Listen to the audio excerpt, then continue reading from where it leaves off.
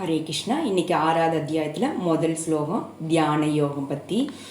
ஸ்ரீ பகவானுவாச்ச அனா அனாஸ்ரித கர்ம பலம் காரியம் கர்ம கரோதியக சாசனன்யாசி ச யோகி ச நிரக்னிர்நாசாக்ரியக.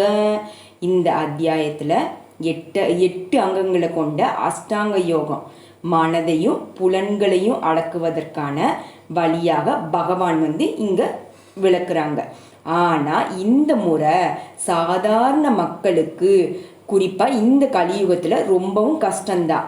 இந்த அத்தியாயத்தில் அஷ்டாங்க யோக முறை விளக்கப்பட்டிருந்தாலும் கிருஷ்ண உணர்வின் செயலாற்றுதல் தான் கர்ம யோகம்னு சிறந்ததென்று கடவுள் வலியுறுத்துகிறார். தன குடும்பத்தையும் அவர்களது உடைமைகளையும் பாதுகாப்பதற்காக உலகில் உள்ள அனைவரும் செயல்படுறாங்க. ஆனால் சுயநலன் இல்லாமல் செயலாற்றுவோர் யாருமே இல்லை. செயலின் பலன்களை அனுபவிக்கும் நோக்கத்தை தவிர்த்து கிருஷ்ண உணர்வில் செயல்படுவது தான் பக்குவமானது ஆகும். கிருஷ்ண உணர்வில் செயல்படுதல் என்பது ஒவ்வொரு உயிர்வாளியின் கடமை தான். ஏன்னா உண்மையில் அனைவருமே பகவானது அம்சங்கள். உடலுள்ள அங்கங்கள் எல்லாமே முழு உடலின் திருப்திக்காக செயல்படுது. அது நம்மளோட சுய திருப்திக்காக செயல்படாமல் முழு உடலின் திருப்திக்காக பணியாற்றுறாங்க. அதே போல தான் தனது சுய திருப்திக்காக செயல்படாமல் பகவானின் திருப்திக்காக மட்டும் செயலாற்றுவாங்க.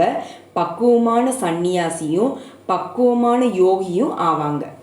சந்நியாசிகள் சில டைமு எல்லா பௌதீக கடமையிலிருந்து தாம் விடுதலை பெற்று விட்டதாக செயற்காக எண்ணுறாங்க. ஆனால் அக்னிஹோத்திர யஜ்ஞங்கள் செய்தது விட்டுறாங்க. ஆனால் உண்மையில் அவர்களும் சுயநலவாதி தான். ஏன்னா அவர்களின் குறிக்கோள் அருவ பிரம்மண்டன் ஒன்றாவது முத்தர் தான். இதே போல விருப்பம் சாதாரண பௌதீக விருப்பங்களை விட சிறந்தது என்ற போதிலும் கூட இது சுயநலம் மற்ற விருப்பமும் கிடையாது. அதே போல் எல்லா உலக செயல்களையும் நிறுத்திட்டு பாதி மூடிய கண்களுடன் யோக பயிற்சி செய்யும் யோகியும் தனது சுயநலத்திற்காக தான் ஏதோ ஒரு திருப்தியை நாடுறாங்க. ஆனால் கிருஷ்ண உணர்வில் செயல்படுபவங்க எந்தவித சுயநல நோக்கம் இல்லாமல் பூர்ணத்தின் திருப்திக்காகவே செயலாற்றுறாங்க. கிருஷ்ண பக்தனுக்கு சுய திருப்தியில் எந்தவித அக்கறையும் இல்லை.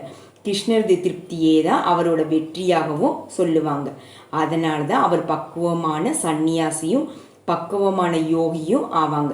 சந்நியாசத்தின் மிக உயர்ந்த நிலைக்கு இலக்கணமாக திகழும் பகவான் சைத்தன்யர் சொல்கிறாங்க.